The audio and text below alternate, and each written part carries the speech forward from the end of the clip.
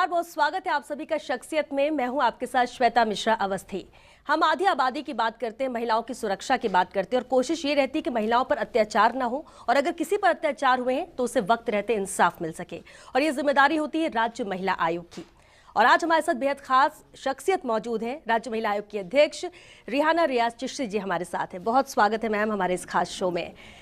राजस्थान में महिला आधी आबादी की जिम्मेदारी आपको दी गई, राज्य महिला आयोग का अध्यक्ष आपको बनाया गया है। इस जिम्मेदारी को आप कैसे देखते हैं? दिया गया है जिम्मेदारी, मैं उसके बहुत ज़्यादा, मैं क्या कह सकते हैं, मैं थैंकफुल हूँ उस चीज़ के लिए। और जिम्मेदारी दी गई है और बहुत चैलेंजिंग भी है, मुझे मालूम है। और इन दिनों में, इन सालों में कह सकते हैं, इन सालों में पूरे देश में महिलाओं के खिलाफ एक किस्म से सेक्सुअल हरेसमेंट से लेके डोमेस्टिक वायलेंस से लेके एक उनकी शख्सियत के साथ में एक अतिक्रमण जैसी बात हो रही है जी। मतलब वो सेफ महसूस नहीं करती है। तो राजस्थान की जो जिम्मेदारी दी गई है तो उसको मैं बहुत चैलेंजिंगली लेती हूँ। मुझे पता है कि आधी आबादी बहुत उम्मीद से मेरी तरफ देख रही है और मेरी ये कोशिश रहेगी मैं उनको निराश नहीं करूँ और उनको न्याय मिले, ये कोशिश आपकी रहेगी। राजस्थान महिला कांग्रेस अध्यक्ष और राजस्थान महिला आयोग अध्यक्ष, दोनों की जिम्मेदारी में आप क्या फर्क पाते हैं, क्योंकि इससे पहले आपने वो भूमिका भी निभाई है? 5 साल तक मैंने राजस्थान महिला कांग्रेस अध्यक्ष के रूप में अपनी जिम्मेदारी निभाई। वो एक संगठन का काम था। जो ये संवैधानिक पद पर आ गई तो उस संगठन के अध्यक्ष पद से मैंने इस्तीफा दे दिया था। वो उस पर तो एक संगठन को लेकर चलना होता है कि लोगों को मोटिवेट करना होता है, एक पार्टी के प्रति उनको मोटिवेट करके पार्टी के प्रति उनको जिम्मेदारी समझाना होता है। वो एक टीम वर्क थी, ऊपर से लेकर नीचे तक, उसमें ब्लॉक लेवल तक सभी लोग मदद करते थे। इसमें ऐसा लगता है कि अलग थलग सी एक जिम्मेदारी है और बहुत गंभीरता के साथ में इसको निभाना है। बहुत सारी निगाहें आपकी तरफ उठी हुई है और अपनी घरों से निकल करके, अपने घर की चौखट से निकल करके आपके दरवाजे तक लोग आते हैं तो बहुत उम्मीद से आते हैं। तो उनकी उम्मीदों को मैं क्रश नहीं करूं और उनकी उम्मीदों को जो मैं उनको एक उनकी जो सपना है उसको एक उड़ान दे सकूं, उनकी पंखों से वो उड़ सके, वो एक जिम्मेदारी है। उसमें कहीं इनजस्टिस नहीं हो जाए कदम कदम पर, क्योंकि सभी बातें बहुत उम्मीद से आते हैं तो उनको मैं मेरा एक शब्द भी उनको हर्ट नहीं करें, ये मेरी मतलब एक जिम्मेदारी है। और जो लोगों को जो गुड गवर्नेंस का जो फ़ायदा है चाहे कहीं से भी है वो उन तक पहुंचाना भी ज़रूरी है। उनको पता लगना चाहिए हमारा अधिकार क्या है, उनको एक अवेयरनेस देना भी ज़रूरी है। बहुत सारी जिम्मेदारियां हैं, सबके साथ में मिलकर के, जो टीम मेरे साथ में रहेगा उसके साथ में मिलकर के सभी लोगों के सहयोग से, क्योंकि मैं ये भी मानती हूँ एक व्यक्ति से अकेले से सब चीज़ें नहीं होता है, एक टीम वर्क और एक कलेक्टिव एफर्ट्स होता है। उसमें ना केवल महिला आयोग, आपकी मीडिया के लोगों की भी सहयोग होता है उसमें और आम जनता का भी होता है। सबके मिलकर के हम लोग एक अच्छी कोशिश करेंगे। राजस्थान की बात करें, महिला अपराधों में इजाफा हो रहा है। बहुत मुद्दा भी ये बनता है कि आखिर क्यों, महिला आयोग इसे कितनी गंभीरता से, कैसे इसे रोका जाए, इस दिशा में क्या कदम होने चाहिए? क्योंकि ये आज नहीं है, आज आपको जिम्मेदारी दी गई है, लेकिन अपराध तो हमेशा ही बढ़ते रहे और राजस्थान का नाम इसमें आता ही है। पहले शायद एफआईआर वगैरह भी दर्ज नहीं होता था। हम लोग इस चीज़ के लिए, कई लोग हमारे पास में आते थे, वो ये बताते थे कि पुलिस स्टेशन जाते हैं हमारे एफआईआर दर्ज नहीं हो रहे हैं। जब से सरकार आई है, संवेदनशील है, मुख्यमंत्री महिलाओं के जो महिलाओं के खिलाफ जो आक्रमण हो रहे हैं या उनको हरेश किया जा रहा है, तो एक संवेदनशीलता के साथ में ये भी तय किया एफआईआर एक भी ऐसा ना हो कि आप पुलिस स्टेशन जा रहे हैं आपकी एफआईआर दर्ज होना चाहिए, और अगर पुलिस स्टेशन पर नहीं होते तो एसपी भी एफआईआर दर्ज कर सकते हैं। तो इससे इजाफा हो रहे हैं कि कोई बात छुपाए नहीं जा रहे हैं, ये एक बड़ी बात है। और बहुत वाकई में राजस्थान में नहीं है, आप चारों तरफ नज़र उठाएंगे तो आपको नज़र आ जाएगा महिलाओं को हर जगह प्रताड़ित करने की एक परंपरा सी चली है कि उसमें कोई जैसे खुशी सी मिलती है। मतलब उसको ज़िंदगी जीने के अधिकार उसको भी है, वो भी इंसान के रूप में पैदा हुई है, उसको जिंदा रहने दो, उसको उड़ान भरने दो, उसको अपनी ज़िंदगी जीने दो। ये हमारे जो लड़कों को भी सिखाना जरूरी है। सही बोला आपने, बिल्कुल सही। महिला आयोग अध्यक्ष का पद पिछले काफी समय से खाली था। आपको ऐसा नहीं लगता कि जिम्मेदारी आपको थोड़ा पहले और मिल जानी चाहिए और वक्त काम करने को लेकर मिलता ज्यादा से ज्यादा, क्योंकि खाली पड़े पद से उस दौरान भी अत्याचार तो कोई जिम्मेदार नहीं था जो उस पर कुछ काम कर सके, और इसलिए भी प्रदेश की जनता इस ओर देख रही थी। जब भी उचित समय लगा कि वो दे दिया, किसको कब क्या मिलना चाहिए ये डेस्टिनी है, नसीब की बात है कब मिलते हैं। मेरा ये जिम्मेदारी है, मुझे जो जिस टाइम से मुझे जिम्मेदारी दिया गया उस दिन से ही मैंने काम शुरू किया है और मैं कहीं भी एक मिनट भी वेस्ट नहीं करती हूँ। मैंने देखा है कि अगर जिम्मेदारी दी है और मेरी जिम्मेदारी अब उस आधी आबादी की तरफ है और आधी आबादी में जुड़े हुए लोग भी है, परिवार भी है, उनकी आंसू पहुँच सकूँ, उनको उनके अधिकार दिला सकूँ, तो ये जो टाइम है उस टाइम पर मैं करना चाहती हूँ। जो मेरे पास वक्त है उस वक्त का मैं सदुपयोग करना चाहूँगी। जो पीछे बीत गया मेरे हाथ में नहीं है, मैं उसमें कुछ नहीं कर सकती। जी बिल्कुल। पूर्वी राजस्थान में महिला अपराधों की स्थिति बहुत ज़्यादा खराब है, इसकी वजह क्या मानती हैं आप? ये मैंने भी पूछा था कि 2 जिला मुझे बताए जाए कि सबसे ज़्यादा अपराध कहाँ है, तो मुझे 2 जिला बताया गया है। मैं उसको टारगेट भी करूँगी। कुछ लोग सोचते हैं कि महिलाओं के साथ वो कुछ भी करें, कुछ होना जाना तो है ही नहीं। FIR तक वो लोग FIR पुलिस स्टेशन पे पहुंचेंगे तभी होएगा, आप उस जगह अप्रोच करेंगे तब होएगा।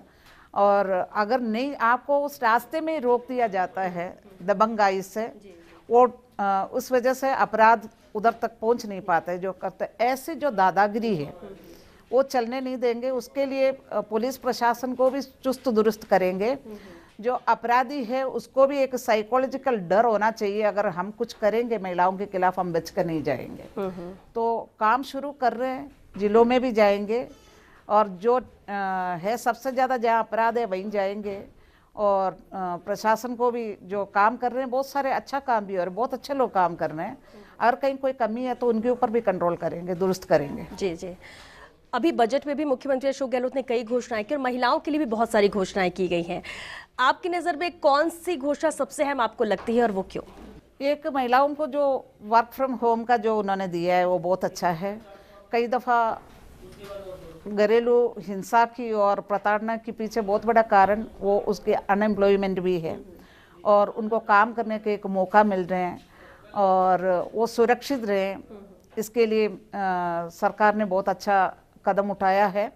तो मैं देखती हूँ वो अगर इकोनॉमिकली वो अगर सर्वाइव करती है किसी भी मसले पे तो आधी मुसीबतें वहीं ख़त्म हो जाती है। ये कोरोना काल में भी इस तरह की चीज़ें देखने को मिली थी। तो मैं तो जो संवेदनशीलता के साथ में इन्होंने जो भी घोषणाएं करी है, गर्ल्स कॉलेज की बहुत घोषणाएं हुई है। अगर पढ़ाई लिखाई करने की अगर आप चाहत रखते हैं तो आपकी जहाँ पे सेकेंडरी था वहीं सीनियर सेकेंडरी कर दिया, गर्ल्स कॉलेज को ज़्यादा बनाया है, महिलाओं को हर तरीके से बढ़ने का एक मौका दिया है, उसका फ़ायदा उठाना चाहिए लड़कियों को भी। बिल्कुल। और आप इसलिए इसे अहम मानती हैं कि एक नहीं, अच्छा मैं फैसला मानती हूँ बहुत अच्छा फैसला है ये। इकोनॉमिकली उनको स्टेबल करना बहुत ज़रूरी है, उनको सिक्योर करना ज़रूरी है, ताकि वो अगर कोई उसका ध्यान नहीं भी रखे तो वो अपने आप अपनी ध्यान रख सके। बिल्कुल। और बजट के आने के बाद प्रतिक्रिया अलग अलग आई, लेकिन बीजेपी प्रदेश अध्यक्ष सतीश पूनिया का भी एक बयान था जो चर्चाओं में रहा है।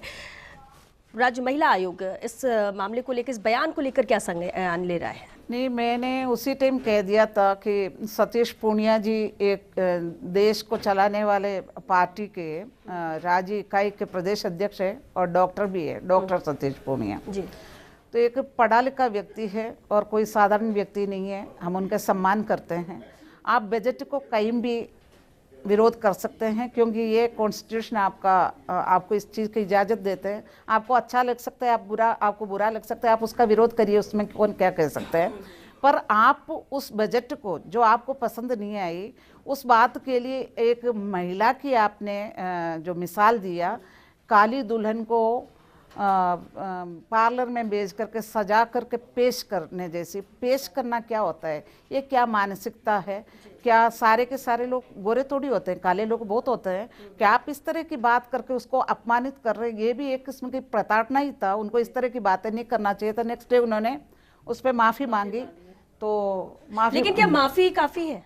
इस तरह के बयान देने के बाद फिर विरोध हो, माफी मांग ली जाए तो वो चैप्टर क्लोज, तो इसके बाद भी तो फिर बयानों का सिलसिला जारी रहता है, फिर कभी कोई महिलाओं को लेकर ऐसा नहीं, बयान अगर कहीं भी इस तरह की बात आते तो उनके ऊपर बाकायदा कार्रवाई की जाएगी और सख्ती से कार्रवाई करेंगे ताकि और लोगों को भी मिसाल मिले। उन्होंने मिसाल दी है और मिसाल वो बन जाएंगे, ऐसा हम लोग काम करेंगे। और बीजेपी की तरफ से कहा जा रहा है कि सियासी माइलेज लेने की कोशिश इस बयान पर कांग्रेस कर रही है। सियासी में कांग्रेस ने थोड़ी बयान दी है, इसमें कांग्रेस या बीजेपी के मसला नहीं है। मुझे कांग्रेस या बीजेपी या कोई और पार्टी से मसला नहीं, मेरे को कोई प्रॉब्लम नहीं है। मैंने कहा आपने ये मिसाल कैसे दिया है, आपने कैसे अपमानित किया है, आपके पास शब्दों की क्या कमी थी, आप उस बजट को किसी और तरीके से भी आप बता सकते थे ये खराब बजट है। आपने एक महिला को और उसको पेश करने की बात कर रहे हैं, ये क्या मानसिकता है। मुझे उन 2 शब्दों पर आपत्ति है, बाकी वो पॉलिटिक्स में कुछ भी करे मुझे उससे कोई नहीं है। कांग्रेस माइलेज ले रही है, फुटेज ले रही है, मुझे उससे भी मतलब नहीं है। मुझे ये है कि आप ऐसे अपशब्द कैसे कहा, किसी की भावनाओं को आहत आपने कैसे किया। और एक जो लोग अपने आप को अगर उनकी रिंग रूप पर आप आ जाते हैं, आप बॉडी शेमिंग करते हैं, वो और दब जाते हैं। आपको उठाने की बजाय आप दबाने की बात ये कैसे की है, ये मेरा मुद्दा गलत है। बिल्कुल। अलवर की बात करें, अलवर में भी नाबालिग बच्ची से जो दरिंदगी हुई है उसे लेकर सीबीआई जांच की सिफारिश की गई, क्या उस मामले में जांच शुरू हो चुकी है? नहीं, अलवर की जो मसला है वो मैं तो अभी आई हूँ, मैंने अभी पूछा है उन सब की जो है, मैंने कहा एक दफ़ा मेरे पास में रिपोर्ट दें। उसके अंदर सीबीआई ने जो जांच शुरू कर दी तो वही कर रहे हैं। उसके अंदर जो भी सच है, दूध का दूध पानी के पानी सामने आना चाहिए। किसी के साथ भी अत्याचार तो नहीं होना चाहिए। किसी भी हद तक हमारे को जाकर मदद करना पड़े जरूर करेंगे मदद। बिल्कुल। और पूरे प्रदेश की महिलाओं को खासकर से आपसे बहुत उम्मीद है। रेहाना रियाजी, चर्चा ये आगे भी जारी रहेगी और भी बेहतर जानने की कोशिश हम रेहाना रियाजी को करेंगे शख्सियत पे। लेकिन फिलहाल एक छोटे से ब्रेक के लिए रुकेंगे, जल्द लौटेंगे इस ब्रेक के बाद।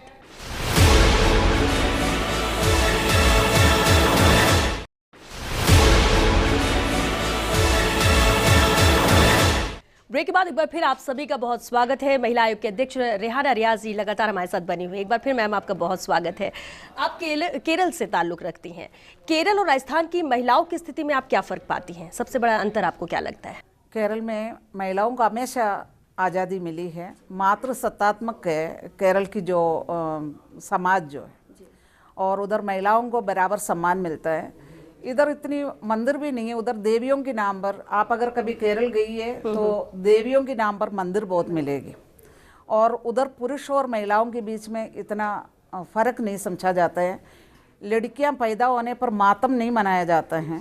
उधर लड़कियां भी उतनी खुशी के साथ में वो देखते हैं, लड़की और लड़के में कोई फ़र्क नहीं है और दोनों कमा करके अपने परिवार को पालते हैं, तो भी वो भी बुरा नहीं मानते हैं कोई भी, क्योंकि दोनों इक्वलेंट है, संपत्ति में भी बराबर। केरल एक ऐसा प्रदेश है जहाँ पे लड़कियों को हमेशा से जो प्रॉपर्टी है उसमें बराबर की हिस्सा मिला है। तो इधर लड़कियों की, यहाँ लड़कों की बारात आते हैं, उधर केरल में ज़्यादातर बिरादरी में लड़कियों की बारात लड़कों को ब्याने जाती है। तो बड़ा फ़र्क है, पर राजस्थान बदल रहा है और 40-42 साल में मैंने देखा है, बहुत बदलाव देखा है। पहले पढ़ाई लिखाई बिल्कुल भी नहीं थी। मैं बहुत सारी जगह जाती थी जहाँ पे बच्चियाँ पढ़ी, इतनी खूबसूरत सी बच्चियाँ जो उनकी मुंह खुलता था तो उनके पास में शब्द नहीं होता था बोलने के लिए। अब वो बच्चियाँ इतनी कॉन्फिडेंट होके अपनी जीवन जी रही है, अपनी रोज़गार की तलाश में भी जाती है, बाहर भी जाती है। पहले आपको पता है राजस्थान में बेटियों को जॉब के लिए कहीं भेजते नहीं थे, अब बच्चियाँ कहीं भी जाते हैं, अमेरिका भी जाती है, कहीं भी जाती है। बाकी केरल थोड़ा सा आगे है महिला अधिकारों के मामले में और लोग जागरूक भी है। बिल्कुल। और केरल में जो महिलाओं की शिक्षा का स्तर है वो बहुत ऊंचा है। राजस्थान में महिलाओं के शिक्षा के स्तर को उस ऊंचाई तक लाने के लिए आपको क्या लगता है, क्या किया जाना चाहिए? क्योंकि आज पहले से बदलाव तो हुआ है, जैसा कि आप बोली 42 साल में कितना फ़र्क आया है, लेकिन केरल में आज की स्थिति भी और ज़्यादा मजबूत है। पर यहाँ पर मैंने देखा है अब एजुकेशन वगैरह बिल्कुल फ्री कर दिया, ग्रेजुएशन तक आप पढ़ लो, आप पढ़ सकते हैं, आपकी रुचि के अनुसार आप कोई भी सब्जेक्ट ले सकते हैं, पढ़ाई कर सकते हैं। 12th के बाद में आप कोई प्रोफेशनल कोर्स में भी ज्वाइन करते हैं, तो कर रहे हैं, हो रहे हैं और सुविधाएं दे रहे हैं। लोग उन सुविधाओं की फ़ायदा भी उठा रहे हैं और मुझे लगता है कि इसका और थोड़ा सा प्रचार प्रसार हो जाए। कई दफ़ा जो प्रचार प्रसार है कस्बों में, शहरों तक में रहते हैं, इंटीरियर विलेज में नहीं जाते हैं, तो उनको भी उधर जाकर थोड़ी सी जागरूक करने की मैं देखती हूँ थोड़ी भी ज़रूरत है। हालांकि टीवी की वजह से, सोशल मीडिया की वजह से सबको सब कुछ पता है, पर आ रहे हैं लोग और बहुत जो सुविधाएं मिल रही है उसका भरपूर फायदा भी उठा रहे हैं। जी, चुरू के विकास के लिए रियाज साहब ने बहुत प्रयास किए हैं, वो नज़र भी आते हैं। उन सपनों को आप कैसे आगे बढ़ा रही हैं? वही सपना है जो मुझे पूरा करना है। और लोग कहते हैं महिलाएं पुरुष की सफलता के पीछे महिला के हाथ बताते हैं, तो मेरे लिए बिल्कुल उल्टा है। मैं जो कुछ भी जीवन में जो कुछ भी बन पाई हूँ, क्योंकि 15-16 साल में जो परिवार से आते हैं तो उस टाइम तो एक कम उम्र होता है। 19 साल में मेरी शादी हुई थी और वो शादी के बाद मेरा सपना उन्होंने देखा है और पर्दे के पीछे रह करके उन्होंने मुझे आगे बढ़ाया। और दोनों मेरे बेटे भी मेरे को बराबर सपोर्ट करते हैं। इवन मेरे 4 देवर है वो मुझे सपोर्ट करते हैं, मेरे ससुर मुझे सपोर्ट करते थे। सभी लोग कहते हैं कि महिलाओं को आगे नहीं बढ़ने देते, मैं उसकी एक बहुत बड़ी मिसाल हूँ कि मुझे जिन्होंने भी आगे बढ़ाया वो पुरुषों ने ही, मेरे परिवार के जो पुरुष सदस्य उन्होंने बढ़ाया है। और सपना जो उन्होंने देखा था उसके लिए ही काम करूँगी। और चुरू कैसे और विकास की ओर चलें और लोगों के काम हो जाए, लोग निराश नहीं हो। और लोग छोटी मोटी काम होते, इतना कोई बड़ा काम नहीं होता, हर किसी का काम कोई ट्रांसफ़र का भी नहीं होता है। उस इलाके की विकास होना चाहिए ताकि लोगों को कहीं इधर उधर नहीं भागना पड़े। जो काम उनके अपनी शहर में उनको सुविधाएं मिले तो वो क्यों जाएंगे कहीं और, अपने घर परिवार छोड़ करके कहीं जाने की ज़रूरत ही नहीं रहेगी उनको। तो कोशिश रहेगी जो सपना देखा है उस सपने को फुलफिल करूँ मैं। बिल्कुल। महिला थानों में महिलाओं की ही सुनवाई नहीं होती, ये आरोप बहुत लगते हैं, बहुत इस तरह की खबरें आती हैं, सवाल भी उठाता है विपक्ष भी। क्या इस पर आप कहेंगी, इस पर कितना फोकस रहेगा? रहेगा, फोकस रहेगा। और महिला थानों में भी रहेगा और पुलिस स्टेशनों पर भी रहेंगे। और अभी एक महिला डेस्क हमें बनाया है, सेपरेट सा है, और उनको एक मॉनिटरिंग रहेगी। हालांकि आयोग में इतने नहीं होते हैं लोग, पर जो है हमारे पास में जो भी सुविधा है उसका मैक्सिमम जो है कि हम उसका फ़ायदा उठाएंगे, टेक्नोलॉजी का फ़ायदा उठाएंगे और उनका व्यवहार उनको सुधारना ही पड़ेगा। जो महिलाएं जाती है तो उनकी सुनवाई होनी चाहिए और बड़े प्रेम से उनको सुनो, उनके साथ में इंसानियत से पेश आओ। ये हम लोग इस बात को इंश्योर करेंगे जो व्यवहार है उसमें सुधार हो। बहुत सारे लोग बहुत अच्छा व्यवहार करते हैं, कई अगर गलत है तो उनको सुधारना पड़ेगा। विधानसभा में महिलाओं के आरक्षण मुद्दे पर आप क्या सोचती हैं? आरक्षण मुद्दा कांग्रेस ने तो राज्यसभा में भी वो किया हुआ है। कांग्रेस ने हमेशा समर्थन किया है आरक्षण के मसले पे। आरक्षण जब तक एक वक्त तक आरक्षण आप दो, उसके बाद उनकी काबिलियत के मुताबिक वो अपने आप वो चीज़ें ले लेंगे। और पंचायत और जो नगर पालिका परिषद वगैरह में आरक्षण दे ही रहे हैं, बराबर दे रहे हैं। ये कांग्रेस की जो राजीव गांधी के टाइम पर हो गया था। आरक्षण मिलना चाहिए, उनको अपनी बात रखने का अधिकार होना चाहिए। 50% की आबादी में पुरुष को जो 50% मिल रहे, तो बल्कि मैं कहती हूँ 50% जो आरक्षण महिलाओं को भी दो। उनकी बात उनको रखने दो, आप मत रखो उनकी बात उनको अपनी मुंह से, अपनी जुबान से उनको रखने दो, ताकि समाज में बराबरी का जो एक हिस्सेदारी उनको भी मिले। जी। और अगर हम राजस्थान में देखते हैं, महिला विधायकों की संख्या 12% के करीब है, वहीं मंत्रिमंडल में 10% ही है। आप इसे लेकर क्या सोचते हैं? आपको लगता है कि ये पर्याप्त है या ज़्यादा से ज़्यादा महिलाओं को इस तरह की जिम्मेदारियां देनी चाहिए, उसमें शामिल करना चाहिए? अब जैसे राजस्थान के मसले पर देखते हैं तो जो जिस महिलाओं को जिनको भी दिया है, अच्छे डिपार्टमेंट दिया है और वो उसमें काम कर रहे हैं। और कोई ये नहीं है कि एक ही मंत्रिमंडल में, ये बहुत सारी ऐसी जगह जहाँ महिलाओं की जहाँ ज़रूरत के मुताबिक उनको मौका दे रहे हैं कि मंत्री नहीं है तो कोई और जो डिपार्टमेंट है उनमें दे रहे हैं।